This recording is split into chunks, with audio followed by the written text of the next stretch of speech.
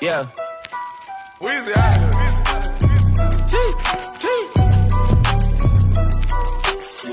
Back home smoking legal.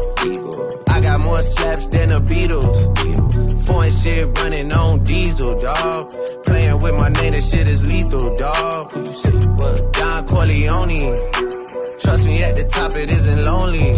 Salut à tous, c'est Torayanku.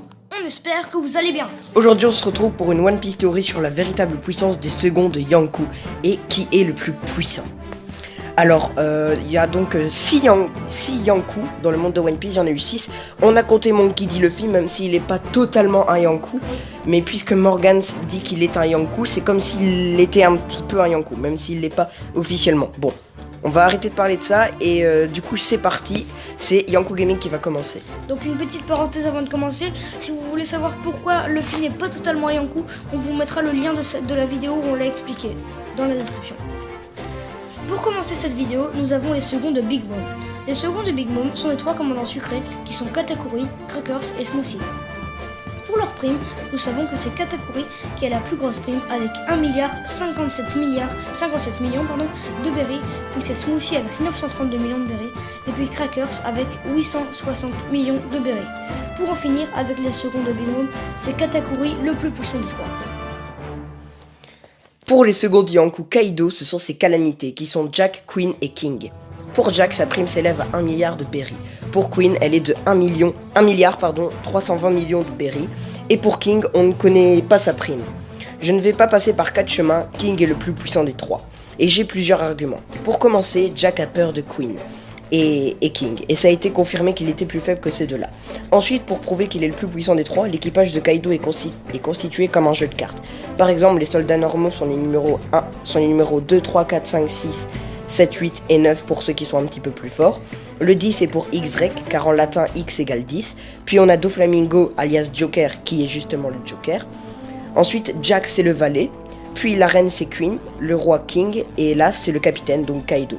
Et le roi est le deuxième plus puissant après l'as. Et King étant le roi, c'est bel et bien lui le plus puissant des 3 calamités. Bon, j'avoue, dans certains jeux de cartes, la reine est plus puissante que le roi, mais on va se baser sur les jeux de cartes où le roi sont plus puissants que la reine. Maintenant, parlons des seconds de Barbe Blanche. Barbe Blanche possédait un très grand équipage. Alors je dis possédait parce que, comme vous le savez, il est mort au tome 59. Alors il possédait un très grand équipage avec 3 seconds qui étaient Marco, Ace et Jaws. Pour leur prime, nous connaissons seulement celle de Ace qui est de 550 millions de berries. Le plus fort est donc Marco, car il était le commandant de la toute première flotte de Barbe Blanche. On a parlé de Barbe Blanche, maintenant parlons de Barbe Noire. Ensuite, c'est un équipage très puissant mais très mystérieux, celui de Marshall D. Teach. Pour ces 3 seconds, ce sont les capitaines des premières flottes. Pour la première flotte, on a Jesus Burgess, on en reparlera après, Shiliao pour la deuxième flotte et Van Ogre en troisième. Ce qui est étrange, c'est que normalement Shiliao est plus puissant que Burgess, alias champion, alors que Burgess a la première flotte et Shiliao la deuxième flotte. On sait que Shiliao a un fruit du démon, mais pour champion, on ne sait pas trop, car à Dressrosa, il voulait le pire fruit de S, donc peut-être qu'avec ça, on pourrait se dire que Burgess n'a pas de fruit, mais peut-être qu'il pourra en avoir un deuxième, comme Barbe Noire, même si je crois que cette capacité est plus réservée pour Barbe Noire, alias Marshall. Du coup, je pense que Burgess n'a pas de fruit du démon, et donc je crois que s'il a la première flotte, c'est parce que Barbe Noire le connaît plus longtemps, et il a plus confiance en lui. Mais pour moi, Shiliao est plus puissant que Burgess. Et enfin, les seconds de Luffy. Les seconds de Luffy sont Sandy, Jim et Zoro. Donc maintenant, Jim, ça a été confirmé. Donc peut-être que la vie, c'est une présentation officielle. C'est sur le top de cette officielle guidée par Mugiwara. Donc voici leurs 3 prix. Sanji, 330 millions de berries.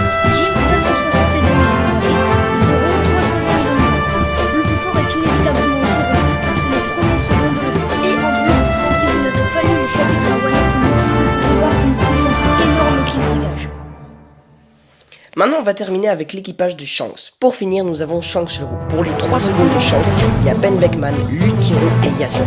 D'abord, je vais m'arrêter en disant que dans le One Piece Red, ça a été confirmé. Ben Beckman est bien le second de Shanks, donc ce n'est pas Luke Kiro ou Yasop, c'est bien Ben Beckman, ça a été confirmé. Ce sont tous les trois des tireurs d'élite. Pour Yasop, c'est un super tireur, comme nous dit Usopp.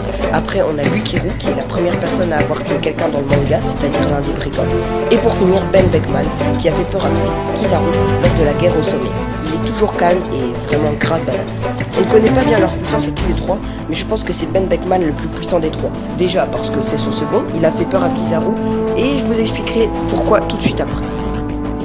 Voilà, donc pour moi, les plus puissants des trois que j'ai cités, ce sont King pour Kaido, Shiryu pour Barbe Noire et Ben Beckman pour Chance. Pour moi, ce serait donc Katakuri, Marco et Zoro. Et donc, le plus puissant des trois, je te laisse dire c'est lequel, Yonko Geni. Pour moi, ce serait Marco. Et pour moi, ce serait Ben Beckman. Alors, on va vous expliquer un petit peu. Eh bien, tout d'abord, Marco, c'est le commandant de la première flotte de Barbe Blanche. Rien que ça, Barbe Blanche était le plus puissant des deux. Alors, ça c'est déjà assez fort quand même. Mais en plus, il possède un flux de démon extrêmement puissant qui est celui du Phénix. Et grâce à ça, il peut se régénérer à tout jamais. Et ça, c'est super puissant. Et en plus, il a contré beaucoup d'attaques de Kizaru. Super puissant. Et pour moi, j'ai choisi Ben Beckman. Je pense que c'est lui le plus puissant, car c'est le second du plus puissant des Yonko actuellement. Donc je crois que Shanks c'est lui le plus puissant des Yonko actuellement. Et je pense que son acquis de l'observation est amélioré, voire éveillé, et qu'il a peut-être des balles en granit marin, et que c'est pour ça que Kizaru aurait eu tellement peur de lui. Voilà, maintenant qu'on a fini ça, on va vous dévoiler le vainqueur. Le vainqueur est...